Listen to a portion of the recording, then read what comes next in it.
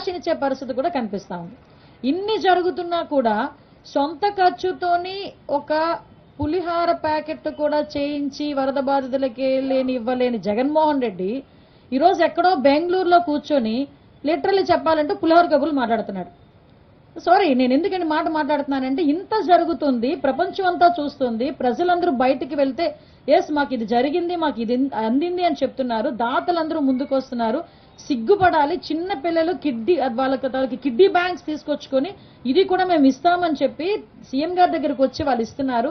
కొంతమంది పిల్లలైతే చదువుకున్న పిల్లలైతే వాళ్ళ పాకెట్ మనీని తీసుకొచ్చి వరద సహాయ ప్రాంతాల్లో ఉన్న వాళ్ళందరికీ కూడా ఇవ్వాలని చెప్పి ఆలోచన చేశారు.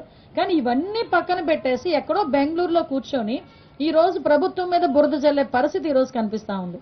అరే ఎక్కడో బెంగళూరులో కూర్చోను అన్నది కూడా కాకతాళీయమే. ఎందుకంటే ఈయనకి నిజంగా పాస్పోర్ట్ ఇచ్చుంటే ఈ టైంకి లండన్ లో కూర్చునేవాడు. ఈ టైంకి లండన్ లో కూర్చోవలసిన మనిషి పాస్పోర్ట్ ఇవ్వలేదు, పాస్పోర్ట్ అవ్వలేదు కాబట్టి బెంగళూరులోకి వెళ్ళి కూర్చొని అక్కడి నుంచి విమర్శలు చేయడం, ట్వీట్లు పెట్టడం.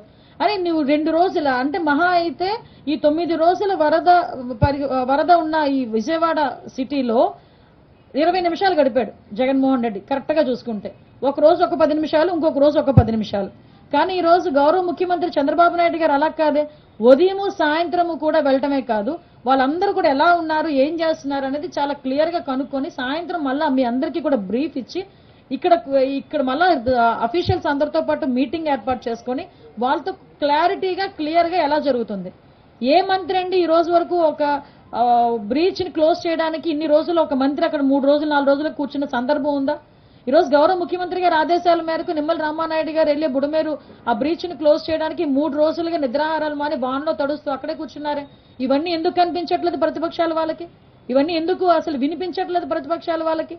కనీసం ఏదో రకంగా బురద జల్లాలి అని ఒకే ఒక పరిస్థితుల్లోని పేటీఎం బ్యాచ్ ని దింపి సాక్షి ఛానల్ని పట్టుకొని నోటుకు వచ్చినట్టు మాట్లాడడం తప్పించి ఏమీ వాళ్ళు చేసే పరిస్థితి అయితే కనిపించట్లే.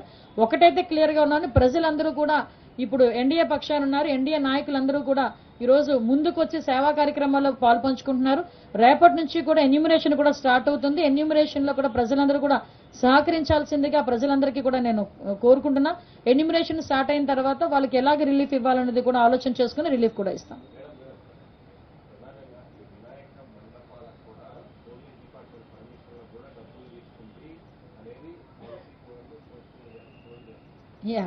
అసలు యాక్చువల్గా అదే ఒకసారి యాక్చువల్గా ఇక్కడ మీకు ఒక విషయం చెప్పాలండి. ఇది జీవో 2022లో అంటే వైఎస్ఆర్సీపీ గవర్నమెంట్ లో ఉండేటప్పుడు ఈ జీవో ఇష్యూ చేశారు. అయితే విషయం ఏమైందంటే కరెక్ట్ గా 15 డేస్ బ్యాక్ 20 డేస్ బ్యాక్ మాకు అన్ని కలిపి ఒకే పోర్టల్లో అంటే సింగిల్ విండో విధానం తీసుకొచ్చి ఆ సింగిల్ విండో విధానంలోని ఇప్పుడు మన electrical department permission, R&B permission, panchayat municipality permission